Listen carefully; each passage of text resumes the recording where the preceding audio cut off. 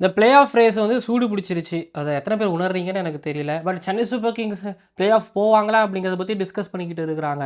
அப்போ play off race வந்து சூடு பிடிச்சிருச்சா அப்படின்னா, இல்ல அவங்களுக்கு மட்டும் தான் அது சூடு பிடிச்சிருக்குது அப்படின்னு இப்ப நினைச்சிட்டு இருக்கிறாங்க. இல்ல ஆக்சுவலி பிளே ஆஃப் ரேஸ் வந்து சூடு பிடிச்சதுனால தான் இப்ப சென்னை சூப்பர் கிங்ஸ்க்கும் வந்து பார்த்தீங்க அப்படின்னா, ஆ கொஞ்சம் ஐயோ! பிளே ஆஃப் போணுமே அப்படிங்கிற ஒரு பயம் அப்படிங்கிறது வந்திருக்குதே தவிர, சென்னை சூப்பர் கிங்ஸ் மட்டும் கிடையாது. இப்போ இங்க பாருங்களேன், பஞ்சாப் கிங்ஸ் டாப்ல முடிக்கிறதுக்கு யோசிப்பாங்க.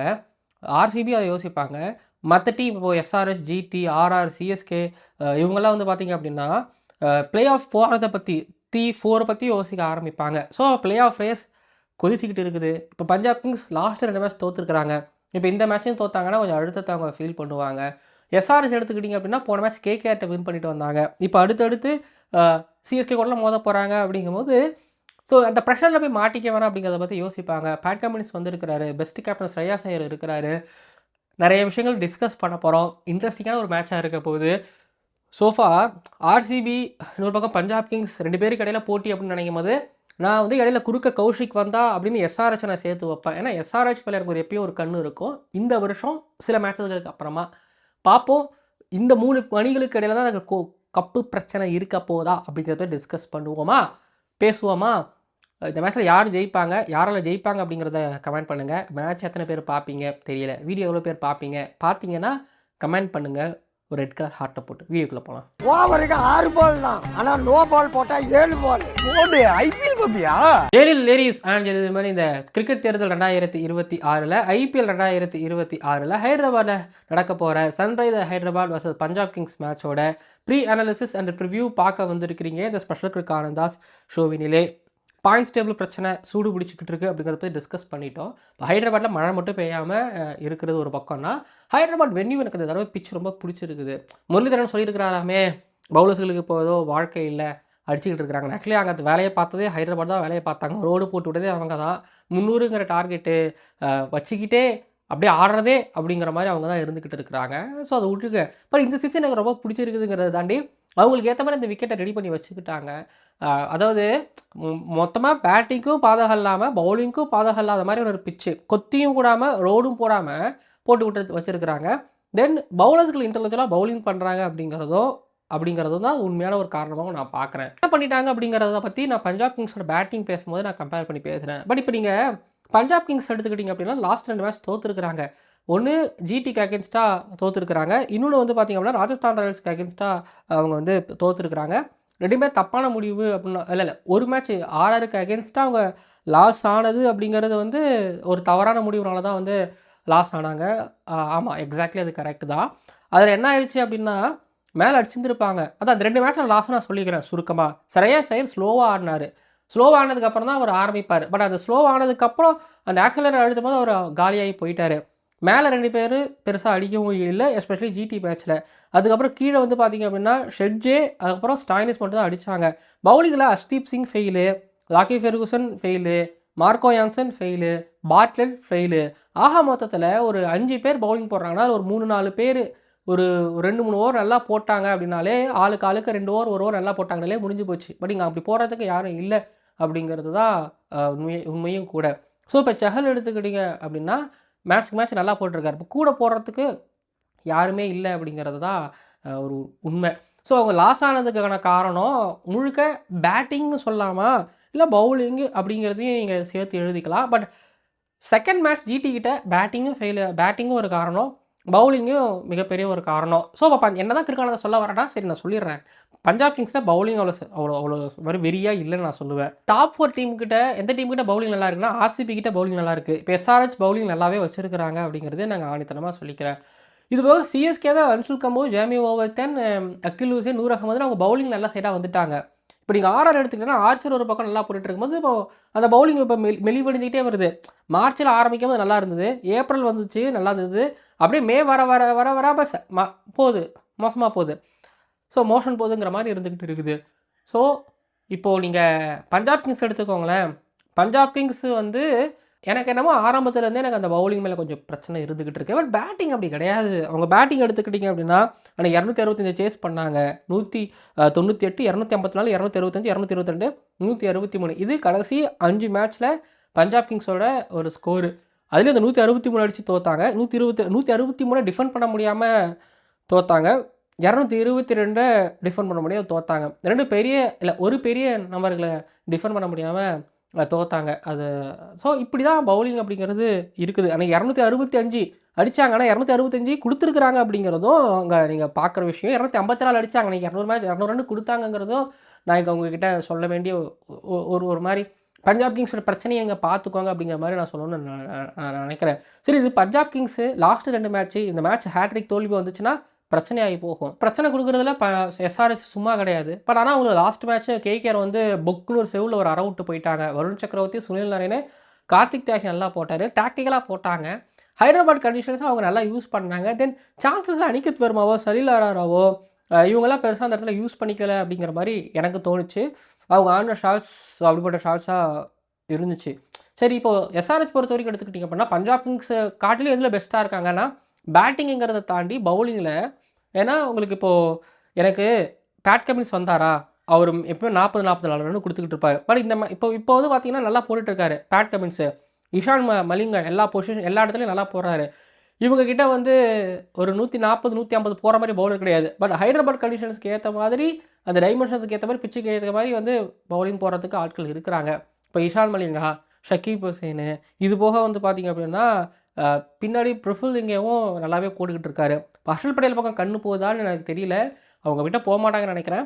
இந்த யங்ஸ்டர்ஸே சேர்ந்து வந்து பார்த்திங்க அப்படின்னா நிறைய டால்ஸ், எக்கச்சக்கமான டாட் பால்ஸ், முக்கியமாக டெத் ஓவரில் கலக்கிறாங்க, எவ்வளவோ நிப்பாட்டுறாங்க. இதுதான் நிறைய மேட்சஸ் அவங்களை ஜெயிக்க வைக்கிறதுக்கு, வரிசலாக ஜெயிக்கிறதுக்கு ஒரு காரணமாக வருது. சரி, நல்ல பவுலிங்னு சொல்லிட்டேன்ல.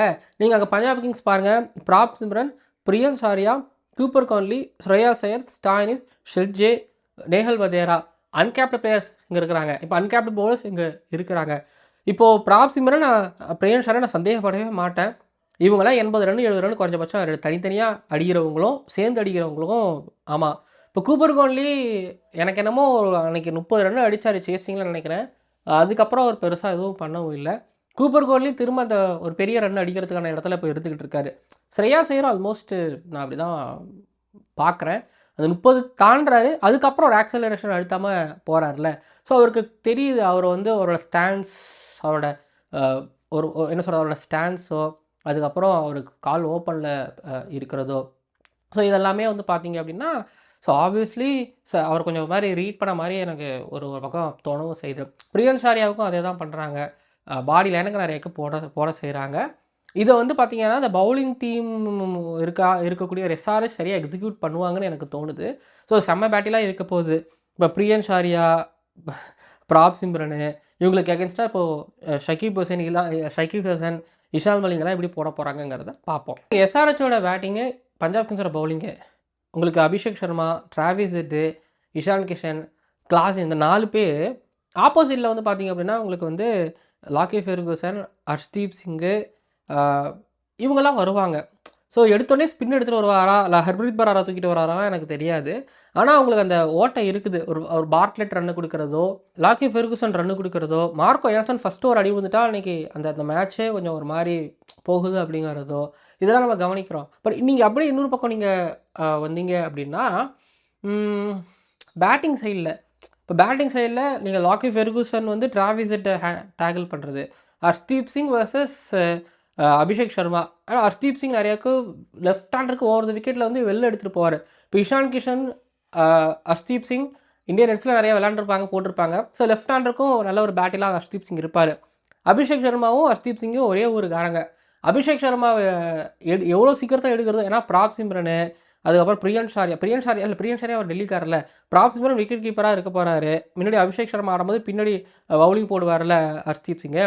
ஸோ கைட் பண்ணுறதுக்கு ஸோ கரெக்டாகவும் இருக்கும். ஸோ என்ன யோசிக்கிறேன் அப்படின்னா, எஸ்ஆர்எச்சோட பேட்டிங் ஜெகஜாண்டிக்கு இருக்கலாம், பஞ்சாப் கிங்ஸோட பவுலிங்கில் எங்கேயாவது சொதப்பல்கள் அப்படிங்கிறது நடக்கலாம்.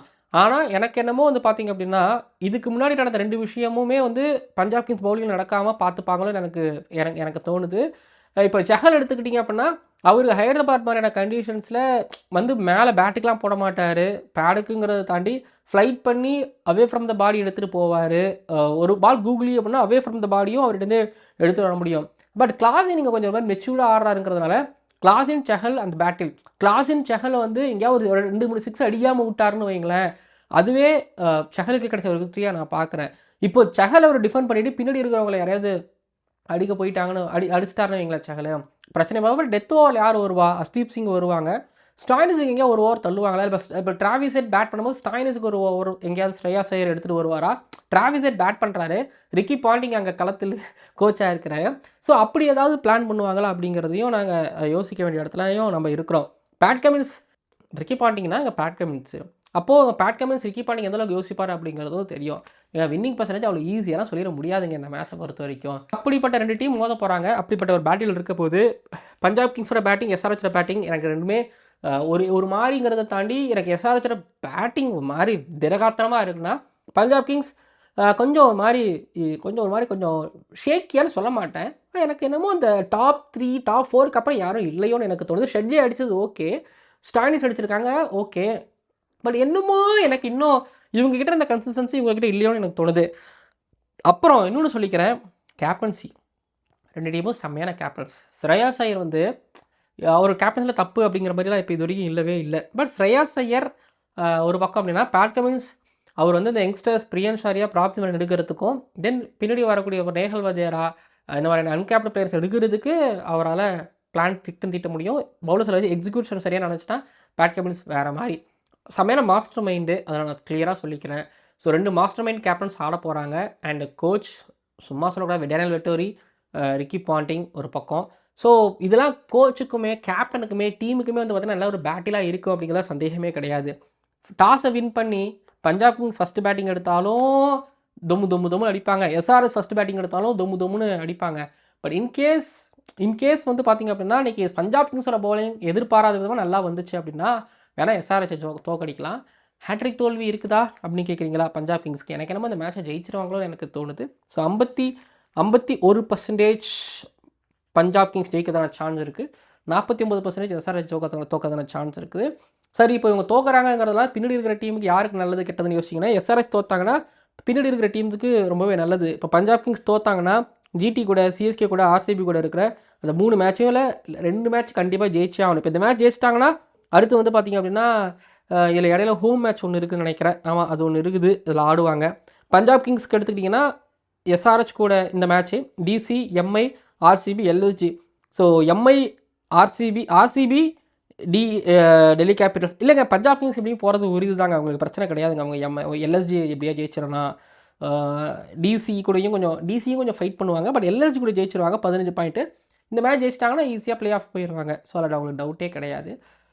பார்ப்போம். Shreyas Iyer captain marvellous. எனக்கு ரிசல்ட் ஒரு பக்கம் பஞ்சாப் கிங்ஸ் தாண்டி எனக்கு எஸ்ஆர்எச் பண்ணாலும் ஹாப்பி தான், அது எனக்கு பிரச்சனையே கிடையாது. பார்ப்போம் என்ன நடக்குதுன்னு சொல்லிட்டு. வீடியோ நிறைவடைகிறது. பாயிண்ட்ஸ் டேபிள் நிலவரத்தை நீங்கள் பார்த்துட்டீங்க. யார் ஜெயிப்பாங்க அப்படின்னு நீங்கள் நம்புறீங்க? ஏதாவது இந்த மேட்ச்சில் 100 ஏதாவது வருமா? ஒரு பக்கம் அபிஷேக் சர்மா, பிராப் சிம்ரன், பிரியன் ஷாரியா, டிராவிஸ் ஹெட் என்ன நடக்க போகுது? எக்ஸைட்டடா, அவைட்டடா, மச் நீடடா காத்துன்னு இருக்கிறேன். பார்ப்போம். ஒவ்வொரு நாளும் நல்ல நல்ல மேட்சுக்காக தான் காத்துக்கிட்டு இருக்கிறோம். அதே போல் நானும் ஒரு நல்ல மேட்ச் வச்சுன்னா நல்ல வீடியோக்கள் காத்துக்கிட்டு போகிறோன்னு தான் வெயிட் பண்ணிகிட்டு இருக்கிறேன். நடக்குதான்னு பார்ப்போம். வீடியோக்கு முடிஞ்சிருச்சு. பார்ப்போமா அடுத்த வீடியோக்களில். மறக்காமல் சப்ஸ்கிரைப் பண்ணிடுங்க. யார் ஜெயிப்பாங்க, எந்த ஊர்லேருந்து வீடியோ பார்க்குறீங்கிறத கமெண்ட் பண்ணுங்கள்.